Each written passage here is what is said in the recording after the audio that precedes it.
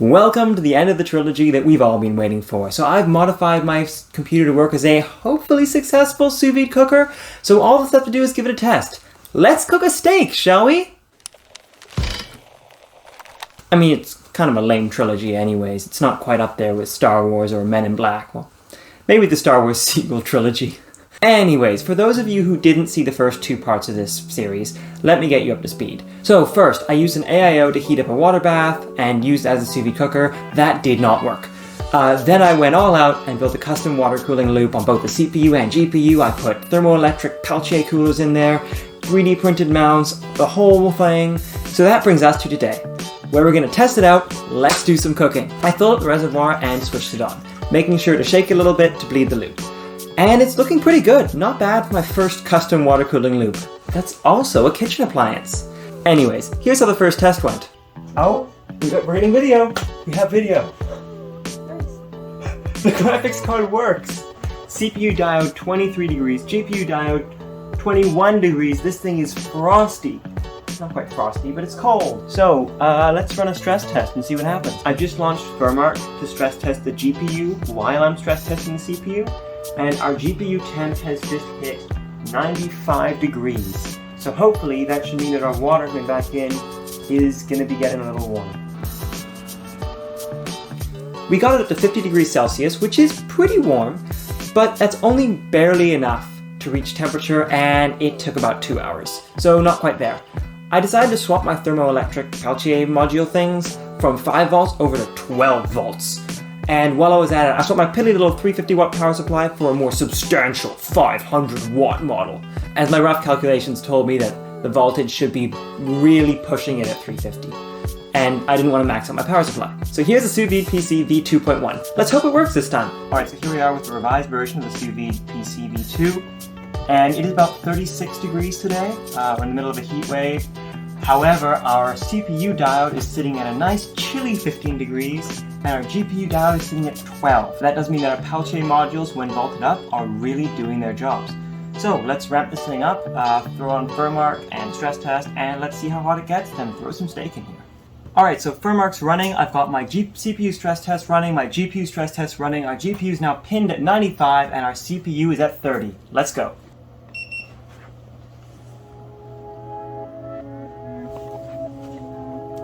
Alright, so it has been about 20 minutes and we have ramped this thing up to 50 degrees Celsius, which is really awesome because that is the bare minimum temperature at which you can theoretically sort of cook a steak.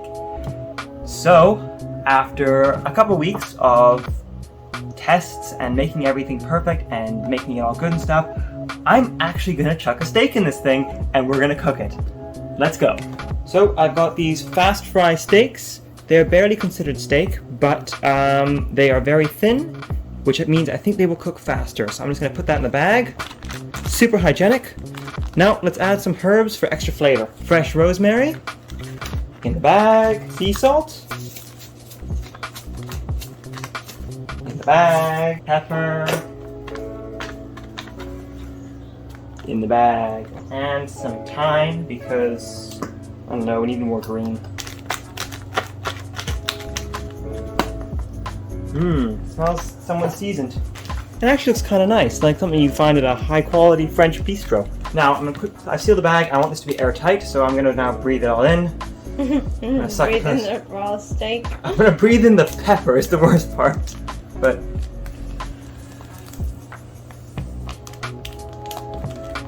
And that is probably how they do it in the high-quality restaurants in Paris. Our starting temperature is 53. It is almost 2 p.m. and let's chuck the steak in. Lower it in. And we are cooking. Now, I'm not just going to be cooking steak in there, I'm also going to throw an egg in. Just for vengeance, really, because the last egg didn't cook, so I'm going to get revenge by cooking another egg, and this one might actually cook this time. Again, I'm putting it in a plastic bag. I'm going to be cracking it first, because apparently eggshells are very insulating. So I'm just going to crack it with mud and pour it into the bag.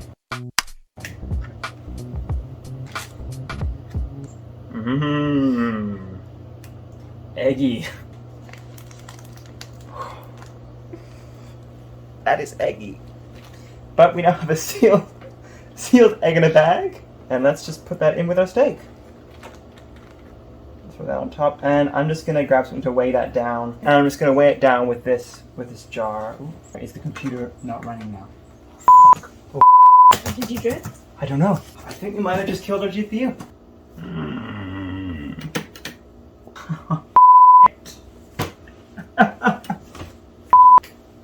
Alright, so it would appear that I was a little vigorous when adding in the steak and eggs because something just died and I don't know what it was. I think it was probably either the motherboard or the RAM, given that they are in the immediate splash zone, but this computer will not reboot at all. I've tried changing the video sources, thought maybe it was the graphics card, but it's not that. So, bad news is we killed the Sous-vide PC. The good news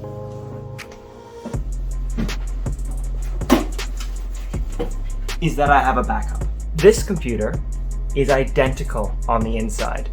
So I guess what I'm gonna do is take this whole thing apart and rebuild it with this motherboard. So yeah, I guess I'll get to that then. So, with the first computer I ever built, definitively dead as a dodo, I swapped out the motherboard, CPU, and RAM to create the Sous-vide PC version 2.2. I'm getting a bit sick of saying it, but I really hope it works this time. Mainly because I'm starting to run out of obsolete computers to turn into awful appliances. So, I've rebuilt the Sous-vide PC with a different motherboard in it. I've got it running up right now, just in case, so that we don't have any drippage from here going into there. I've also double zip tied all of these fittings. And now we are running this thing. Our GPU diode is at 99 degrees on furmark, and our CPU is at 49 degrees. So they are pretty well pinned. And our steak and egg are back in here. So I'm just gonna leave it for a little while and see how hot it gets, and hopefully something cooks. Alright, so while that's cooking, let's get some nice cinematic shots of the Sous-vide PC V2.2. Looking good, but can we get a little more cinematic? More cinematic, I said.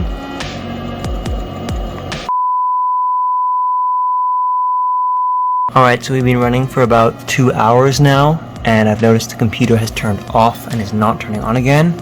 And I found the fault. I think this CPU bracket has actually warped with the 60 to 80 degree temperature it's experiencing, and it is no longer in contact with the CPU. As you can see, it's wobbling there quite a lot. So I'm gonna find a way to tape it down, I guess. So I've got the sous vide bath under this jacket, so it should hopefully stay warm while I'm doing this. But the idea is I'm just gonna lay the computer down vertically and put a heavy thing on top of the processor. The GPU one doesn't look too bad. I just tightened all the screws a little bit, and I think 'cause it's a little smaller, it's not warping too much. It is sitting on its wires, but does that really matter? Alright, so we're booting up again.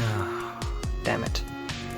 That is not a good sign. But anyways, I found that this abomination produces roughly a decent amount of mounting pressure-ish. So, see if I can figure it out any better. Alright, one boot later with the motor on the CPU block, and we're at preparing automatic repair, and it looks like we're gonna be okay. Alright, so problem solved. We are running again. The adapted CPU mount is working brilliantly. The problem was in fact with the GPU. So you can see the GPU mount there is actually bent and warped. So all I did is just detach the GPU and unplug it from the GPU, because obviously I don't want to kill the graphics card, and it was making the computer not work at all. Alright, so it is now 7 o'clock. We've been at this for about 4 hours. It's been in this bath. So I reckon it's time to take it out. My most recent temperature measurement was at about 80 degrees, which means our average temperature is about 65 degrees for 4 hours, which should be plenty to cook our egg and our steak. But let's see. I take this insulating jacket off here. The temperature is currently 78 degrees, so that is pretty hot. Okay, so the whole system is off now, so let's open this bad boy up. This lid and these tubes are actually now quite bendy with the sheer amount of heat they've been subjected to. Ooh, that's a lot of steam. And that ladies and gentlemen, is a cooked egg. This is still quite hot to the touch. So here is our egg. As you can see that white is opaque, the yolk is yellow, and it feels kind of firm actually. I think this is pretty much a hard-boiled egg at this point. So that's going to be interesting to have a look at. And here is our steak. Whew, that is hot. But it looks pretty cooked. It feels tougher, it looks darker. I'm going to put the steak aside for now and focus mainly on the egg because I think that we got to work up to the more interesting bits. So open that bag up. Ugh, that doesn't really look too appetizing actually. It does look kind of gross. That is indeed a cooked egg, and let's just cut it through to show you guys. That is very firm.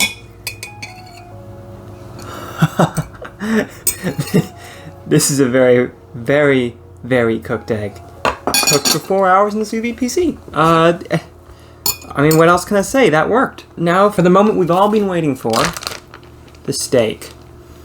That smells lovely. I know you guys can't smell it, but it smells really good. It smells like rosemary and beef and other herbs. Let's get that out of the bag. And let's cut into this, shall we?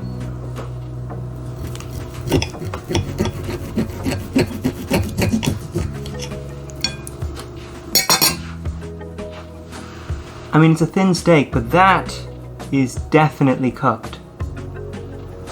That is for sure cooked. That steak is cooked, the egg is cooked. I mean, this thing worked. So I suppose it would not exactly be fair of me to show you this whole creation of this device and cooking of the steak and all that and not actually give it a taste test. So, despite all my concerns about exactly how well this is cooked, it does meet all of the guidelines for how to cook food. So it is safe. So I'm going to give it a try then. I don't think it's going to be very good. I think it's going to be very tough based on cutting it. Let's see.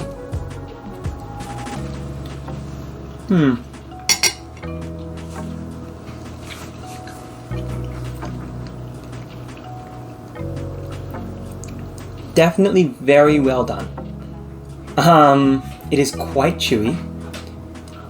Almost, it's moist, but kind of dry at the same time. I'm not sure I've had anything like it. It's almost a little bit beef jerky-ish, which is not really a compliment, but that's kind of what it's like. I mean, for food cooked in a computer, it really isn't bad. And to my knowledge, that is the first steak that has ever been cooked using nothing but a computer. So I'm gonna call that a win. Let's try the egg as well.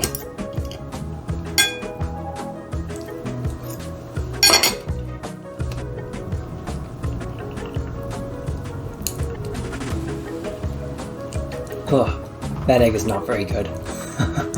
Next, I got someone impartial to give it a taste test. My own sister.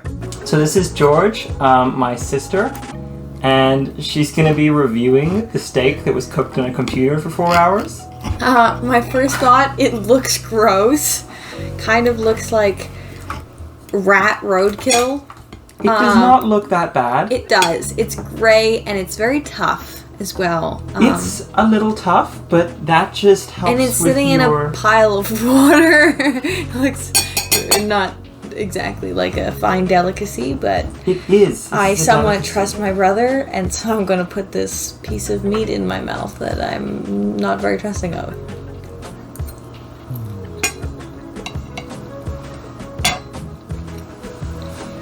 It's crunchy. It's cooked, but it's crunchy. Definitely overdone. I think that's what you'll call well done. No. No, it actually, technically in steak terms, it's well done. And the flavor of not much. Flavor of like kind of dish soap water, but like rosemary flavored dish soap water. Try the egg. I can't believe after saying that I'm going to eat something else on this plate. I'm not eating the egg yellow. You gonna try the yolk? It's rock hard. It is That's rock hard. like... Well, that's how you know it's cooked.